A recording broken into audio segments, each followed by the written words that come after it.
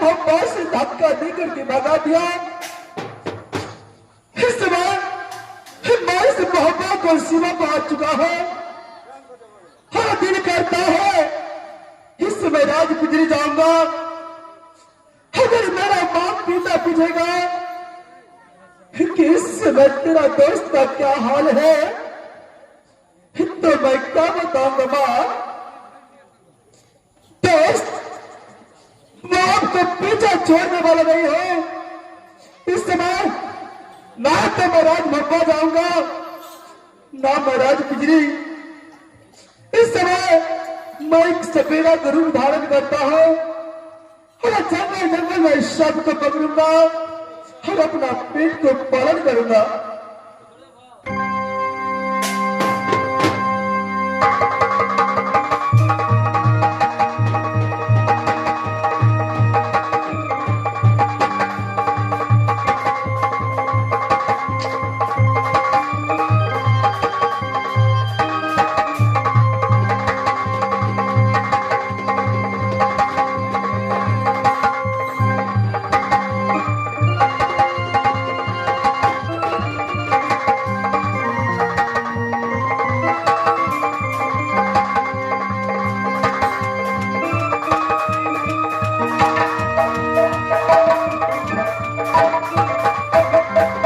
इस समय मैं अपना इरादा पैसे की जो था इस सब इस सीने में फेंक दिया है।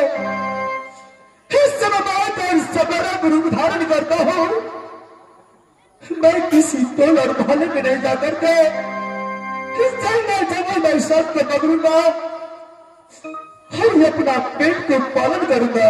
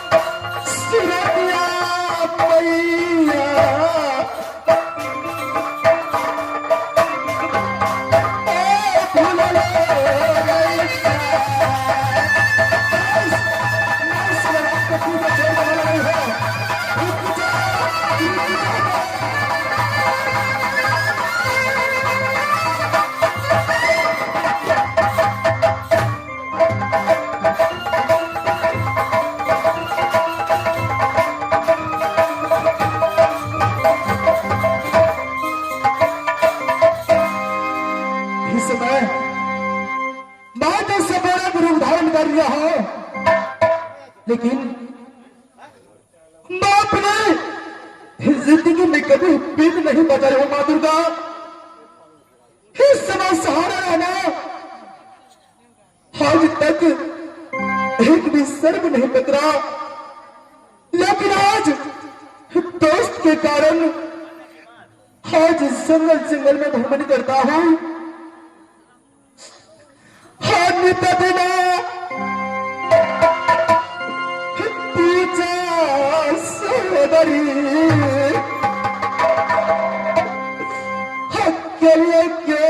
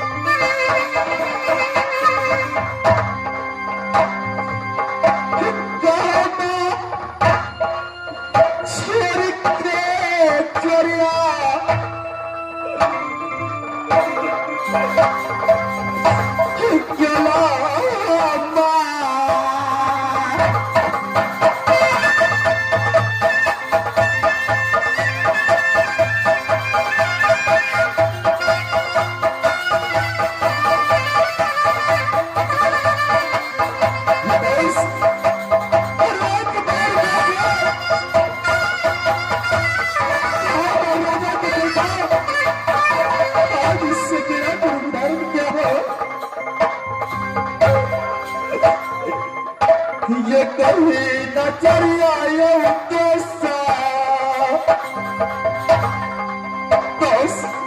सिर्फ एक बार अपनी नजर से देखो कि आपकी कारण आपका दोस्त किस हाल में है। ये कहीं नजरिया दोस्त